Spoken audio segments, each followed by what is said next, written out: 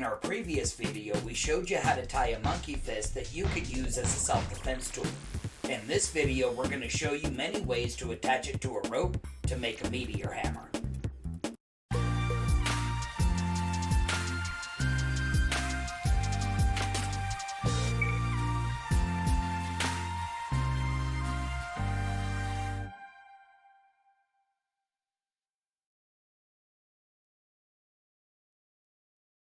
The first thing we'll need to do is create an attachment point to connect our rope to. If you use the same color of rope that you tied the monkey fist with, it'll blend in so you don't notice it. We're going to take two short pieces of line to make a crisscross loop. Start by passing a line through one side of the monkey fist. This can be made easier if you use a crochet hook.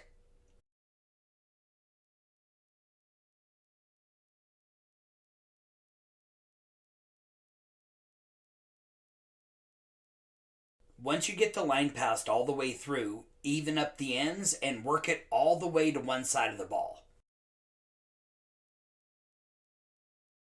Now pass one end through the opposite corner of the ball and work it through to the side.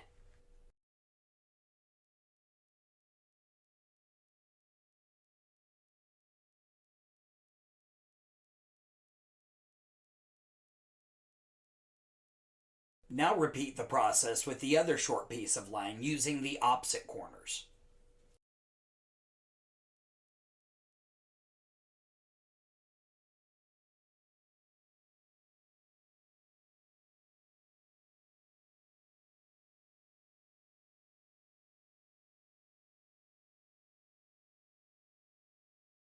If you're having a hard time working the line into the corner, you can push it through with a crochet hook or a chopstick. When you're done, it should make an X at the top of the ball. To finish the attachment point, we're going to tie the loose ends together in a fisherman's knot. Make sure you're tying together the opposite corners, which should be the same line. Start by taking one end of the line and tying an overhand knot around the other end of the line.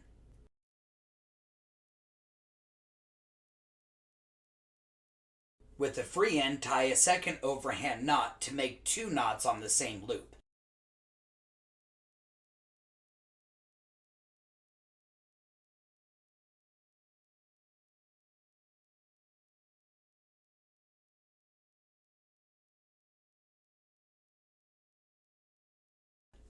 Once you have the knots complete, make sure to slide the line through the monkey fist to make sure the knot sits in the middle.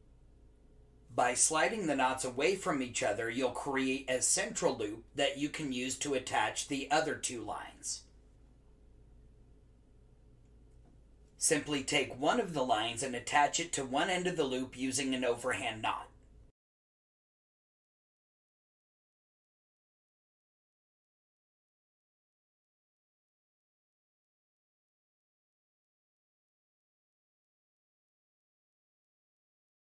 Then repeat the process with the opposite side.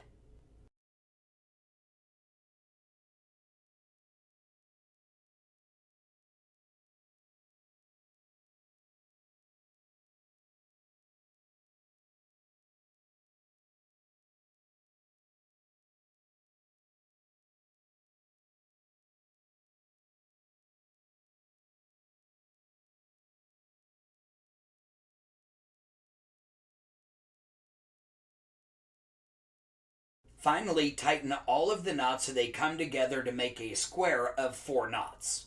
To make it more aesthetically pleasing, you can trim and then melt the loose ends to make one solid knot. This will be the attachment point for your rope. If the melted line is too hot for your fingers, you can always use a pair of pliers to crimp the line.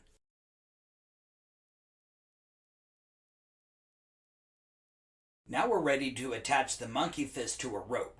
It's very important to have the right type of rope because you don't want it to burn your hand while you're using it. We're going to use an abrasion-resistant nylon rope for this project. You'll want at least enough rope to equal twice your height, plus at least an additional 2 feet for tying knots. Remember, you can always cut more rope away later. We used a 5/16 rope, but if all you have is smaller rope like paracord, you can always braid it into a 4-strand round braid. For this, you're going to need 2 lines of equal length, which we're going to thread through the loop of the monkey fist and make a cross. Using the line that's on top, fold the ends past each other, laying them parallel.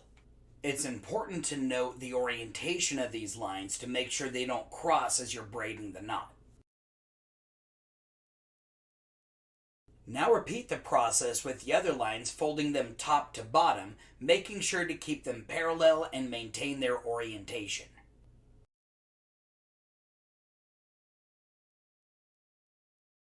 Repeat the process, alternating between horizontal and vertical folds.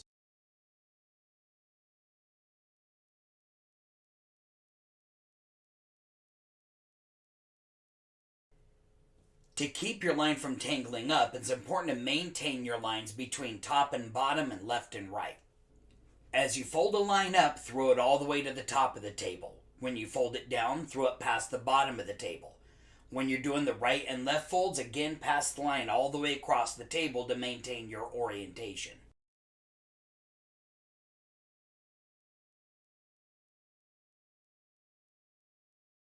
When you're done, your wraps should form an even link like a chain. In this example, we use 2 different colors of rope so you can see how the chain works together. An easier option that also makes a more low-profile braid would be doing a reverse twist. Start by finding the middle of your line and then twist one end till it forms a natural loop. From there, it's a process of twisting the line on top away from you and then grabbing the bottom line to pull it up behind. And you just keep working that process all the way down to the end of the line.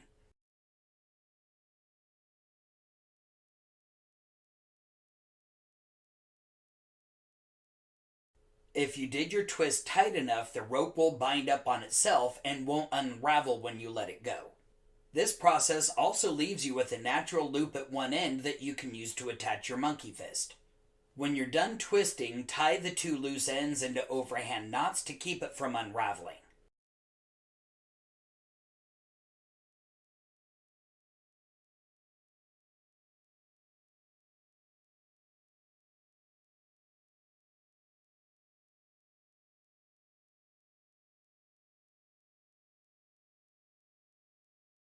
If you already have a rope with a loop in it, you can now simply attach the monkey fist with a loop-to-loop connection.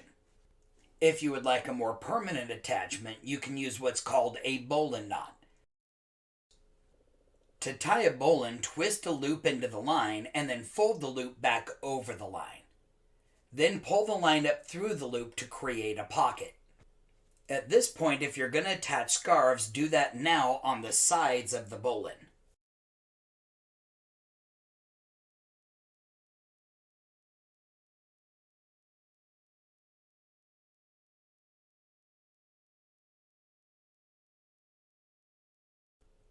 Now pass the free end through the loops of your monkey fist and then back through the pocket of your bowline knot. Fold that free end into a bite and then pull the loop tight over that bite.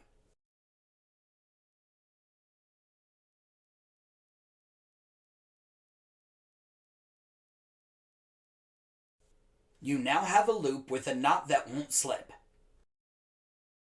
For the handle, you could use a simple bowline.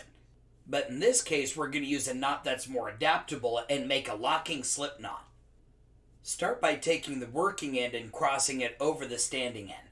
Make sure you have enough space that you can wrap it back inside the loop 3 times.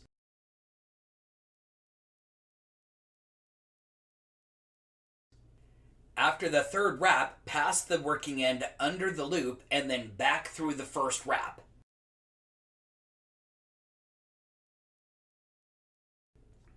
Now dress the knot, moving the slack towards the working end.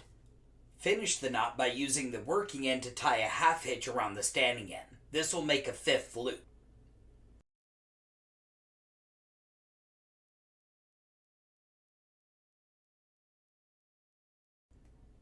Make sure that all of the loops line up to make a barrel.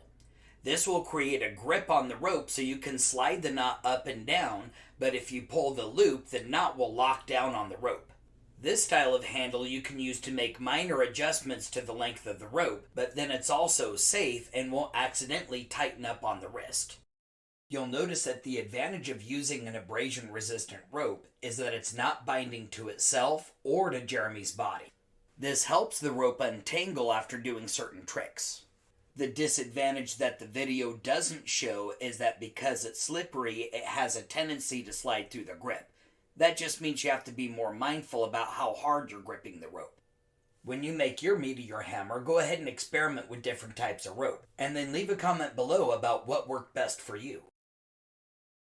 As with any skill, it takes practice and proper training to get good at it. So make sure you look for a good school in your area. If you're in Southern Oregon, contact us for our locations and times. Thanks for watching our video. If you enjoyed it, like it, and make sure to share that with a friend. Click the subscribe button and then hit that notification bell so you can catch our next exciting video.